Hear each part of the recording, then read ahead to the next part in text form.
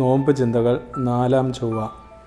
വിശുദ്ധ ലൂക്കാസ് സുവിശേഷം 11-ാം അധ്യായം 33 മുതൽ 41 വരെ തിരുവചനങ്ങൾ.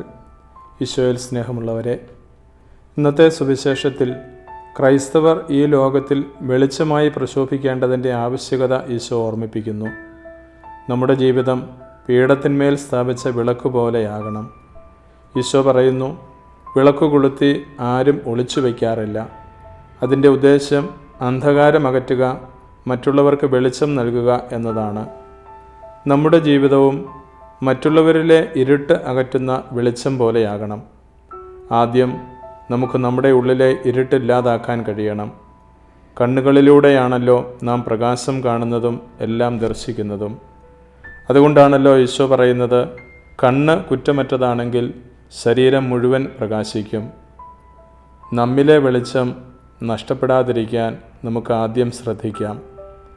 2-ാം ഭാഗത്ത് ഈശോ ഫരിസയരുടെയും നിയമജ്ഞരുടെയും കാപട്യത്തെ തുറന്നു കാട്ടുകയാണ്. ബാഹ്യശുദ്ധിയിലും ആചാരാനുഷ്ഠാനങ്ങളിലും നിഷ്ഠ പുലർത്തുമ്പോഴും ആന്തരികമായി അവർ അനീതിയിലും അത്യാഗ്രഹത്തിലും ജീവിച്ചവരായിരുന്നു. ദൈവഭക്തിയിലേക്കുള്ള ഹൃദയപരിവർത്തനം ആന്തരിക വിശുദ്ധിയിലൂടെ നേടിയെടുക്കണം.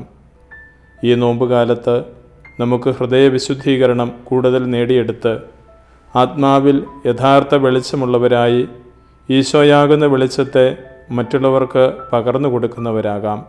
ഈശോ അനുഗ്രഹിക്കട്ടെ. ആമേൻ.